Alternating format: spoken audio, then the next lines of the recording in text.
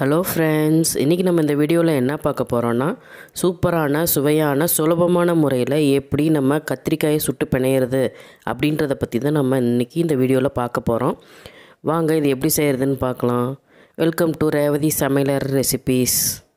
வீடியோக்குள்ளே போகிறதுக்கு முன்னாடி என் சேனலை சப்ஸ்கிரைப் பண்ணாதவங்க சப்ஸ்கிரைப் பண்ணிக்கங்க. மறக்காமல் பக்கத்தில் இருக்க பெல் பட்டனை கிளிக் பண்ணிக்கங்க. அப்போ தான் நான் போடுற வீடியோ உடனே உங்களுக்கு வரும்.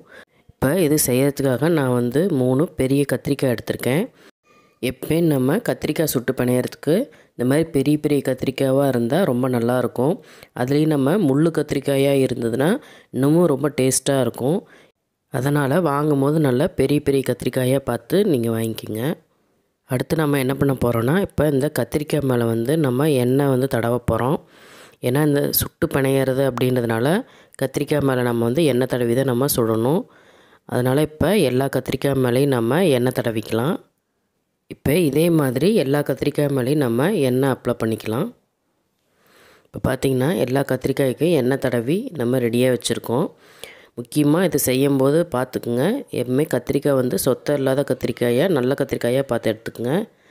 இப்போ இது நம்ம ஒரு ஊசியில் நம்ம குத்தி நம்ம அடுப்பில் காமிச்சு நல்லா கருப்பாக தோல் நல்லா கருப்பாகிற அளவுக்கு நம்ம இதை சுட்டு எடுத்துக்க போகிறோம். இப்போ இது மாதிரி கத்திரிக்காயை சுட்டு எடுத்துக்கலாம். விறகடுப்பு இருக்கிறவங்க விறகடுப்பில் கூட நம்ம சுட்டு எடுத்துக்கலாம். அதே மாதிரி விறகடுப்பு இல்லை அப்படின்ற பட்சத்தில் நம்ம இந்த மாதிரி கேஸ் அடுப்புலையும் நம்ம சுட்டு எடுத்துக்கலாம்.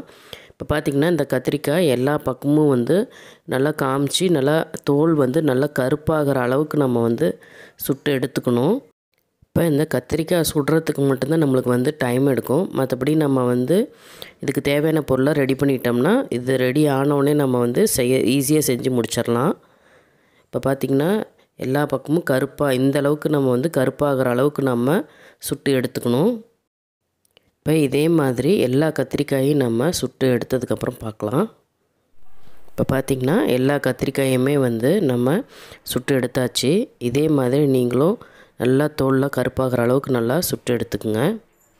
இப்போ எல்லா கத்திரிக்காயும் சூடாக இருக்கும். இந்த சூடு ஆறுனதுக்கப்புறம் தான் நம்ம இதுக்கு மேலே இருக்க தோலை நம்ம எடுக்கணும். அது வரைக்கும் நம்ம வெயிட் பண்ணணும். இப்போ பார்த்திங்கன்னா நல்லா ஆறி ரெடியாக இருக்குது. இப்போ நம்ம இந்த கத்திரிக்காய் மேலே அந்த கருப்பாக இருக்கு இல்லையா, இந்த தோலை நம்ம இந்த மாதிரி உளிச்சிங்கன்னா ஈஸியாக வந்துடும். நம்ம ஆறுனதுக்கப்புறம் இந்த மாதிரி உளிக்கும்போது நல்லா அந்த தோல் ஈஸியாகவே கலண்டு வந்துடும். இதே மாதிரி எல்லா கத்திரிக்காயையும் நம்ம தோலெலாம் உளித்து எடுத்து வச்சுக்கலாம். இப்போ பார்த்திங்கன்னா எல்லா கத்திரிக்காயையும் நம்ம தோலை உளித்து எடுத்து வச்சிட்டோம். இப்போ இதை நம்ம என்ன பண்ணோன்னா, நம்ம கையாலேயே இந்த கத்திரிக்காயெல்லாம் நம்ம நல்லா நசுக்கி பிசைஞ்சு எடுத்துக்கணும். கையிலே பிசையணும். நல்லா இது மாதிரி நல்லா அழுத்தி கொடுத்து நல்லா பிசைஞ்சு எடுத்துக்குங்க. இப்போ பார்த்திங்கன்னா சுட்ட கத்திரிக்காயை நம்ம நல்லா பிசைஞ்சு எடுத்துக்கிட்டோம். அடுத்து இது எப்படி செய்கிறதுன்னு நம்ம பார்க்கலாம். அடுப்பில் பார்த்திங்கன்னா கடாய் வச்சுருக்கேன். அதில் பார்த்திங்கன்னா நல்லா ஒரு 2-3 டீஸ்பூன் எண்ணெய் ஊற்றிக்கலாம். எண்ணெய் நல்லா காயிட்டும். எண்ணெய் நல்லா காஞ்சோடனே அதில் கடுகு கொஞ்சமாக சேர்த்திக்கிங்க. கடுகு நல்லா பொரியட்டும். கடுகு நல்லா வெடிக்க ஆரம்பித்தோடனே அதில் நம்ம கடலைப்பருப்பு கொஞ்சம் உளுத்தம்பருப்பு கொஞ்சம் நம்ம அதில் சேர்த்திக்கலாம். சேர்த்திட்டு நல்லா 2 செவந்து வர அளவுக்கு நல்லா வறுத்துக்குங்க. இப்போ நல்லா 2 செவந்துருச்சு. அடுத்து அதில் வரமிளகா நான் ஒரு 6-7 மிளகா நான் கிள்ளி வச்சுருக்கேன். அதை சேர்த்திக்கலாம். இந்த டிஷ்ஷுக்கு காரமே இந்த வரமிளகா தான். அதனால் நல்லா கொஞ்சம் சுருக்குன்னு இருந்தால் நம்ம சாப்பிட்றதுக்கு நல்லாயிருக்கும். அதனால் நான் காரம் அதிகமாக போட்டிருக்கேன். அதில் கொஞ்சம் கருவேப்பிலை. உங்களுக்கு காரம் எப்படி தேவையோ அதுக்கு தகுந்த மாதிரி நீங்கள் மிளகா சேர்த்திக்கிங்க. இப்போ இந்த எண்ணெயிலே நல்லா வறுபட்டுருச்சு மிளகா. அடுத்து இதுக்கு சின்ன வெங்காயம் நம்ம சேர்த்திக்கலாம். இந்த டிஷ்ஷுக்கு பார்த்திங்கன்னா சின்ன வெங்காயம் தான் நல்லா டேஸ்டியாக இருக்கும். அதனால் சின்ன வெங்காயம் சேர்த்திக்கிங்க. இப்போ இந்த சின்ன வெங்காயம் பார்த்திங்கன்னா ரொம்ப வதக்கணும்னு அவசியம் இல்லை. ஓரளவுக்கு லைட்டாக வதங்கினா போதும். ஏன்னா அது நம்ம சாப்பிடும்போது வாயில் நறுக்குன்னு கடிப்படும் போது அதோட டேஸ்ட்டே நல்லாயிருக்கும். அடுத்து நம்ம அதில் பெருங்காயம் கொஞ்சம் சேர்த்திக்கலாம். சேர்த்திட்டு பெருங்காயம் சேர்த்துனா நல்லா கலந்து விட்ருங்க. அடுத்து பார்த்திங்கன்னா எல்லாமே நல்லா வதங்கி வந்துருச்சு. அடுத்து நம்ம அதில் சுட்டு பிசைஞ்சு வச்சுருந்தோம் இல்லையா கத்திரிக்காய், அதை நம்ம அதில் சேர்த்திக்க போகிறோம்.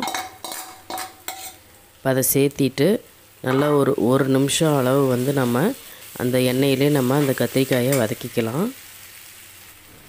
எண்ணெயிலே கத்திரிக்காயை வதக்கும் போது நம்ம அதில் லைட்டாக கொஞ்சம் மஞ்சத்தூள் போட்டுக்கலாம். போட்டுட்டு நல்லா ஒரு நிமிஷம் வந்து நம்ம அதை எண்ணெயிலே நல்லா பரட்டி எடுத்துக்கலாம். இப்போ பார்த்திங்கன்னா நல்லா வதக்கியாச்சு. அடுத்து அதில் ஒரு பெரிய நெல்லிக்காய் சைஸ் அளவு நான் வந்து புளியை கரைச்சி வச்சுருக்கேன். அதை நம்ம சேர்த்திக்க போகிறோம். சேர்த்திட்டு இதை வந்து ரொம்ப நேரம் கொதிக்க வைக்கணும்னு அவசியம் இல்லை. நம்ம புளியை சேர்த்திட்டு ஒரு பரட்டி எடுத்துட்டோம்னா நம்மளோட கத்திரிக்காய் ரெடி ஆயிரும். இப்போ இதுக்கு தேவையான அளவு நீங்கள் உப்பு சேர்த்திக்கிங்க. உப்பு, புளிப்பு, காரம்லாம் கரெக்டாக இருக்கான்னு செக் பண்ணிக்கங்க. இப்போ அவ்வளோதான். நல்லா கலந்து விட்டுட்டு நம்ம இறக்கிட்டோம்னா நம்ம சுவையான சுட்ட கத்திரிக்காய் சூப்பராக ரெடி ஆயிடுச்சு. அவ்வளோதான். இது சாதத்தில் போட்டு பிசைஞ்சு சாப்பிட்டோம்னா எவ்வளோ சாப்பாடு நம்ம சாப்பிட்றோன்றது நம்மளுக்கே தெரியாது. அந்தளவுக்கு ரொம்ப டேஸ்டியாக இருக்கும். இது மாதிரி நீங்களும் உங்கள் வீட்டில் செஞ்சு சாப்பிட்டு பாருங்கள். கண்டிப்பாக உங்களுக்கு ரொம்ப பிடிக்கும். இதே மாதிரி நீங்களும் உங்கள் வீட்டில் செஞ்சு சாப்பிட்டு பார்த்துட்டு எப்படி இருந்ததுன்னு எனக்கு கமெண்ட் பண்ணுங்கள். மறக்காமல் ரேவதி சமையல் ரெசிபிஸ் சேனலுக்கு சப்ஸ்கிரைப் பண்ணுங்கள். தேங்க்ஸ் ஃபார் வாட்சிங்.